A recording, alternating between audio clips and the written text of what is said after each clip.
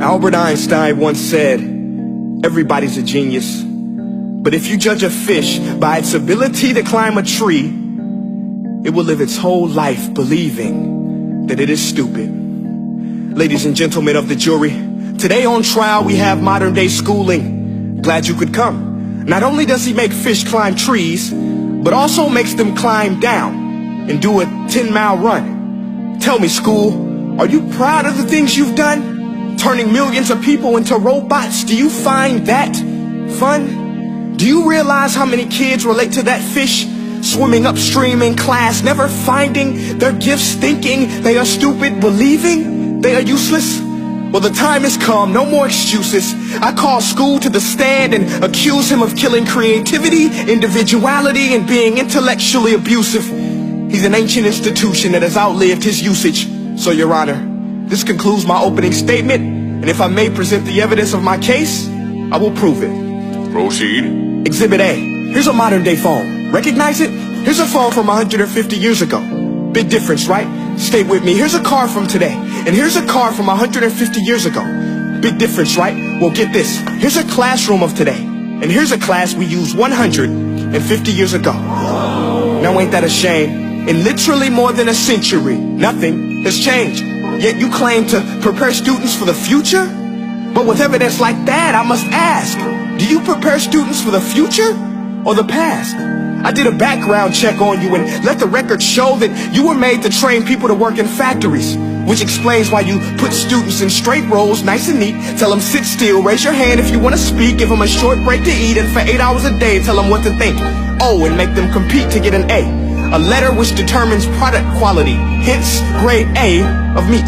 I get it. Back then, times were different. We all have a past. I myself am no Gandhi. But today, we don't need to make robot zombies. The world has progressed. And now we need people who think creatively, innovatively, critically, independently, with the ability to connect.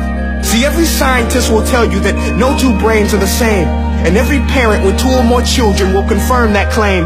So please explain why you treat students like cookie cutter frames or snapback hats, giving them this one-size-fits-all crap. Watch your language. Sorry, Your Honor, but if a doctor prescribed the exact same medicine to all of his patients, the results will be tragic. So many people will get sick, yet when it comes to school, this is exactly what happens. This educational malpractice, where one teacher stands in front of 20 kids, each one having different strengths, different needs, different gifts, different dreams, and you teach the same thing the same way? That's horrific. Ladies and gentlemen, the defendant should not be acquitted. This may be one of the worst criminal offenses ever to be committed. And let's mention the way you treat your employees. Objection. Overruled. I want to hear this. It's a shame.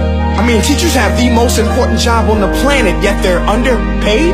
No wonder so many students are short-changed. Let's be honest. Teachers should earn just as much as doctors, because a doctor can do heart surgery and save the life of a kid. But a great teacher can reach the heart of that kid and allow him to truly live. See, teachers are heroes that often get blamed, but they're not the problem. They work in a system without many options or rights.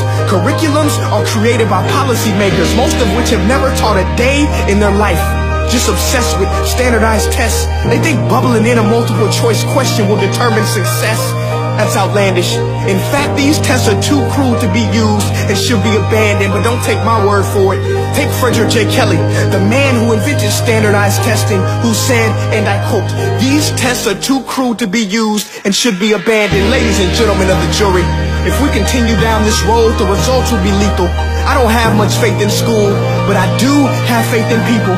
And if we can customize healthcare, cars, and Facebook pages, then it is our duty to do the same for education, to upgrade it, change it, do away with school spirit, because that's useless. Unless we're working to bring the spirit out of each and every student, that should be our task.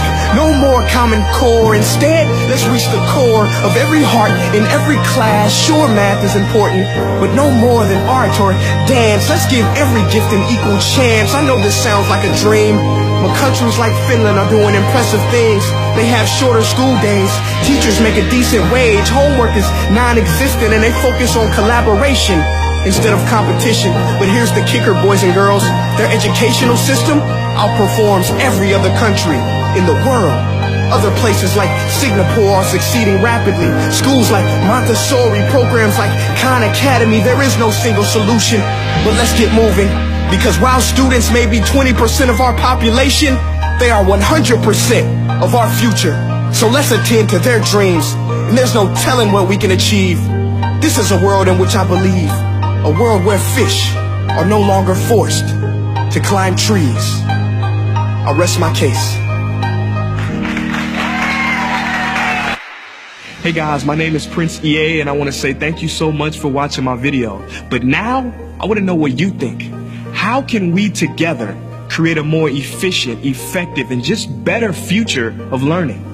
I want you to visit nestday.com/preorder the future and share your thoughts and ideas on the topic. Peace.